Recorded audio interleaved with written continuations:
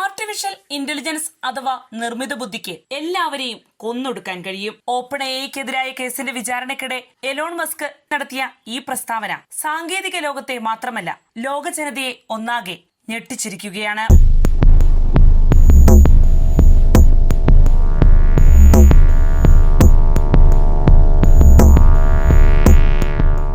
നമസ്കാരം, ഞാൻ ജാസ്മിൻ.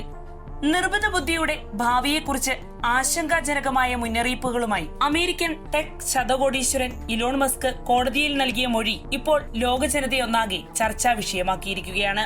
ഈ കാലഘട്ടത്തിന്റെ വലിയ അനുഗ്രഹമായി കണക്കാക്കുന്ന എഐ അതിവേഗത്തിൽ വികസിക്കുന്നതിനിടെ ഇത് മനുഷ്യരാശിക്ക് വലിയ ഭീഷണിയായി മാറാനുള്ള സാധ്യതയുണ്ടെന്നാണ് എലോൺ മസ്ക് കോടതിയിൽ പറഞ്ഞത്. ഓപ്പൺ എഐക്കെതിരായ കേസിന്റെ വിചാരണയ്ക്കിടെയാണ് മസ്ക് ഈ നിലപാട് ആവർത്തിച്ചത്.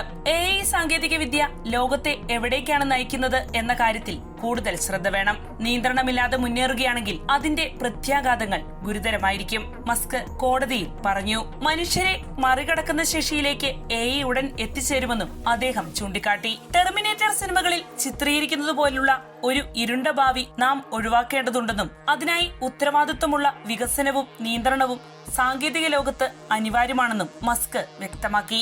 എഐ അഥവാ നിർമ്മിത ബുദ്ധിയെക്കുറിച്ചുള്ള തന്റെ ആശങ്കകൾ പുതുതല്ലെന്നും അത് വളരെ മുമ്പേ തന്നെ താൻ പ്രവചിച്ചിട്ടുണ്ടെന്നും അദ്ദേഹം പറഞ്ഞു. 2015 ലാറി പേജുമായി നടത്തിയ സംഭാഷണവും അദ്ദേഹം കോടതിയിൽ പരാമർശിക്കുകയുണ്ടായി. എഐ മനുഷ്യർക്കായി ഒരു പർദീസ സൃഷ്ടിക്കുമെന്ന കാഴ്ചപ്പാട് തന്നെ ആശങ്കപ്പെടുത്തുന്നതായാണ് മസ്ക് വ്യക്തമാക്കുന്നത്. 2015 മനുഷ്യരാശിയുടെ ക്ഷേമം ലക്ഷ്യമിട്ട് ആരംഭിച്ച ഓപ്പൺ എഐ പിന്നീട് വാണിജ്യ ലക്ഷ്യങ്ങളിലേക്ക് വഴിമാറിയെന്നാണ് മസ്ക് ആരോപിക്കുന്നത്. ലാഭേച്ഛയില്ലാത്ത ലക്ഷ്യങ്ങളിൽ നിന്ന് മാറി സാമ്പത്തിക നേട്ടം മാത്രമാണ് ഇപ്പോൾ ഈ രംഗത്തെ മുൻഗണനയെന്നും അദ്ദേഹം പറയുന്നു. എന്നാൽ ഈ ആരോപണങ്ങളെ ഓപ്പൺ എഐയുടെ അഭിഭാഷകർ ശക്തമായി നിഷേധിച്ചു. ചാറ്റ് ജിപിടിയുടെ വിജയത്തോടെ വലിയ മുന്നേറ്റം ലോകത്തുണ്ടായെന്നും അതിനെതിരെയാണ് മസ്ക് വിമർശനവുമായി രംഗത്തെത്തിയിരിക്കുന്നതെന്നും അവർ വാദിച്ചു. കമ്പനിയുടെ വിജയത്തിൽ പങ്കില്ലാത്തതിലെ അസന്തോഷമാണ് ഈ കേസിന് പിന്നിലെന്നും ഓപ്പൺ എഐ അഭിഭാഷകർ ആരോപിച്ചു.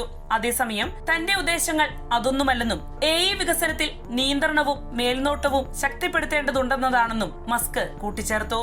ഇതിന്റെ ഭാഗമായി താൻ സ്ഥാപിച്ച ന്യൂറാലിങ്ക് പോലുള്ള പദ്ധതികൾ മനുഷ്യനും യന്ത്രവും തമ്മിലുള്ള ബന്ധം മെച്ചപ്പെടുത്താൻ ലക്ഷ്യമിട്ടുള്ളതാണെന്നും അദ്ദേഹം വിശദീകരിക്കുകയുണ്ടായി. 2015 മനുഷ്യർക്ക് ഗുണകരമായ രീതിയിൽ എഐ വികസിപ്പിക്കണമെന്ന ലക്ഷ്യത്തോടെ ആരംഭിച്ച ഓപ്പൺ എഐ പിന്നീട് ലാഭോദ്ദേശ സ്ഥാപനമായി മാറിയെന്നാണ് മസ്കിന്റെ പ്രധാന ആരോപണം. താൻ നൽകിയ കോടികൾ വിലമതിക്കുന്ന സാമ്പത്തിക സഹായം പൊതുനന്മ ലക്ഷ്യമിട്ടായിരുന്നുവെന്നും എന്നാൽ ഓപ്പൺ എഐ അതിനെ സ്വകാര്യ ലാഭത്തിനായി ഉപയോഗിച്ചുവെന്നുമാണ് മസ്ക് വാദിക്കുന്നത്. ഓപ്പൺ എഐയുടെ ഈ മാറ്റം ഒരു ചാരിറ്റിയെ നശിപ്പിച്ചതുപോലെയാണെന്ന് അദ്ദേഹം കോടതിയിൽ തുറന്നു പറഞ്ഞു. ഈ കേസിൽ മസ്ക് ആവശ്യപ്പെടുന്ന കാര്യങ്ങൾ ഏറെ ഗൗരവമുള്ളവയാണ്. ഓപ്പൺ എഐ വീണ്ടും ലാഭരഹിത സ്ഥാപനമാക്കണമെന്നും നിലവിലെ തലവന്മാരായ സാം ആൾട്ട്മാൻ, ഗ്രെഗ് ബ്രോക്ക്മാൻ എന്നിവരെ സ്ഥാനഭ്രഷ്ടരാക്കണമെന്നും കൂടാതെ വൻതുകയായ നഷ്ടപരിഹാരം കമ്പനിയുടെ ചാരിറ്റി വിഭാഗത്തിലേക്ക് തന്നെ തിരികെ നൽകണമെന്നുമാണ് മസ്ക് ആവശ്യപ്പെടുന്നത്.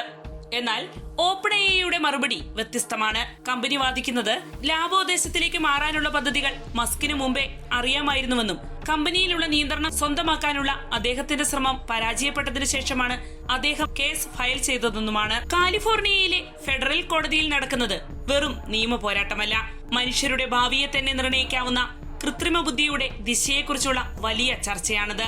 ടെക് ശതകോടീശ്വരനായ ഇലോൺ മസ്കും ഓപ്പൺ എഐയും അതിന്റെ തലവന്മാരും തമ്മിലുള്ള ഈ കേസിൽ എഐയുടെ വളർച്ച മനുഷ്യർക്ക് നേട്ടമോ ഭീഷണിയോ എന്ന ചോദ്യം കൂടുതൽ ശക്തമായി ഉയർത്തിയിരിക്കുന്നു. ഈ കേസിന്റെ പശ്ചാത്തലത്തിൽ എഐയുടെ ഭാവിയെക്കുറിച്ചുള്ള ആശങ്കകൾ വീണ്ടും ശക്തമാവുകയാണ്.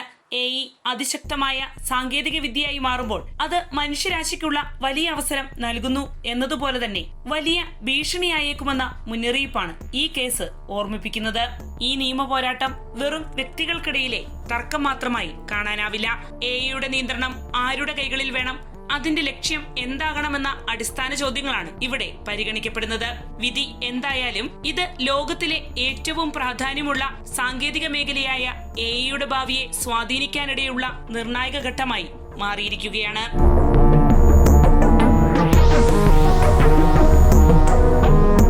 വാർത്തയുടെ നിറം തേടി തനിനിറം.